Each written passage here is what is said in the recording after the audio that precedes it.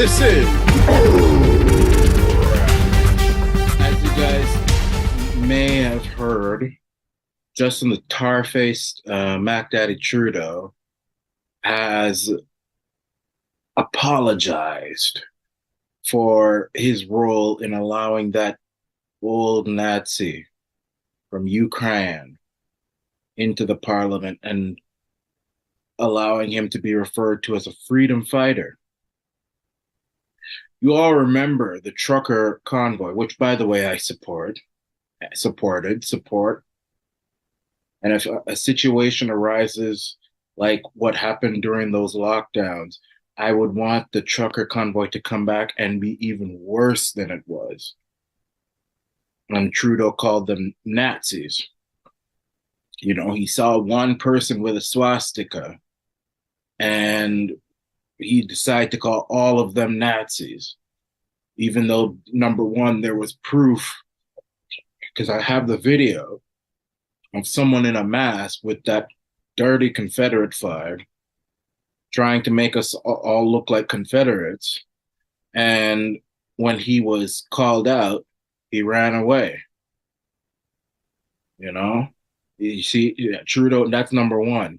Number two, you know, one person with a swastika, even if it was a legitimate Nazi, which I don't believe it was, but even if it was, one person with a swastika and you refer to all of them as Nazis, that doesn't make sense unless you want me to say that your father, Pierre the cuckold Trudeau, who couldn't keep his wife, whose wife cheated on him with every famous American politician and male politician under the sun, Kennedy and all those, we couldn't keep his wife, was running around in a Nazi uniform in World War II.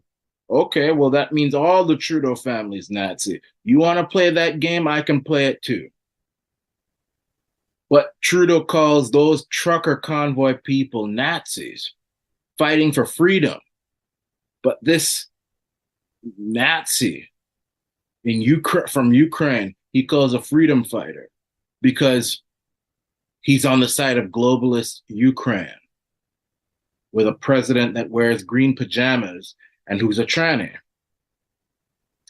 You know, I'm sure Justin the tar-faced Mac Daddy Trudeau would refer to me as a Nazi because I support the truckers. You know, most left-wing elitist globalists refer to populists like myself as Nazis, or anybody who disagrees with them, they're referred to as Nazis as a way to shut them up, to scare them. Nobody wants to be called a Nazi. So if you disagree with me, instead of rebutting you with actual points, I'll just call you a Nazi. I'm going to call the office of the prime minister. It's a Jewish group, a Jewish organization that exposed this old man as being a Nazi. If it was the commander in chief of Arana nation, a nation with the population walks barefoot because the land is so holy, if it was me who exposed this guy, you would say I'm saying fake news and you'd probably block me. It's happened before.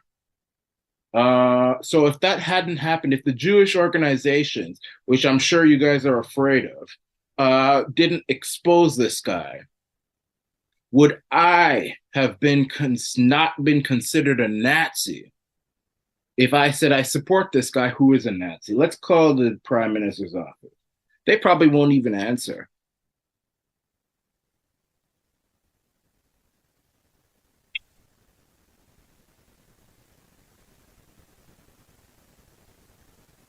It's not possible to put you in contact with an official at this time.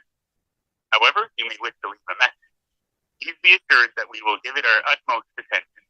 Vous avez joint la boîte vocale du Premier ministre. Le Premier ministre aime obtenir les commentaires des Canadiennes et des Canadiens sur les enjeux qui leur concernent. They can't put me in touch with an office with somebody to talk to. 3:56 in the day, and nobody from the PMO can talk because they know that. Hey, Prime Minister's office.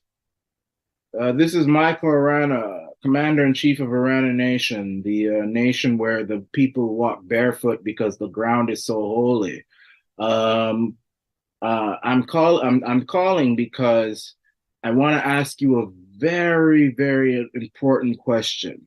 And if you could hear me out, and maybe if you have the courage to even respond, maybe you can. If not, I'm sure you don't. But let me ask the question. You see, Trudeau and his liberals and his liberal speaker clapped hands for a Nazi, an old Nazi, because you guys were so determined to support anything Ukrainian. And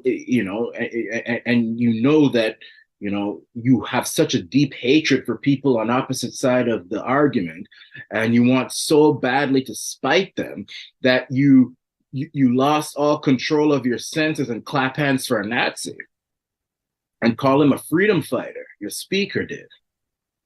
But then the truckers who were fighting for freedom in Ottawa, rightfully so, you call them Nazis.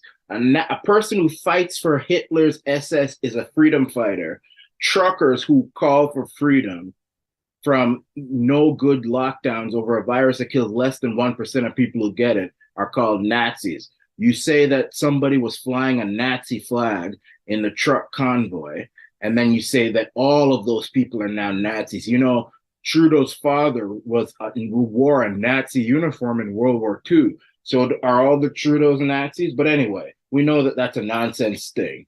But anyway, I'm sure Justin thinks I'm a Nazi because I support the truckers 100%. Would he not consider me a Nazi if instead of supporting the truckers, I support this Ukrainian who fought for Hitler's SS? And I'm sure you would say, well, we didn't know. Well, let me tell you.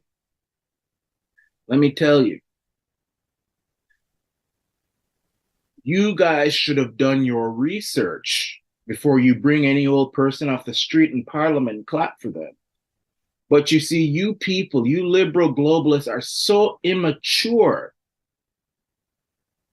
You're so immature and so unwilling and lazy to listen to other points of view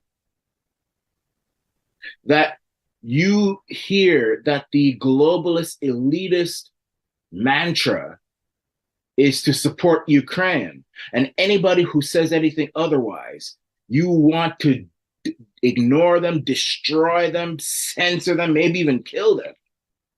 The same thing with coronavirus. Any other point of view, you don't want to hear it. You guys are so immature and don't want to hear any other views that you lose your control of your good judgment. And somebody who says, I support Ukraine over Russia, you clap hands for them, even though they are Nazi. You don't even want to do research on them.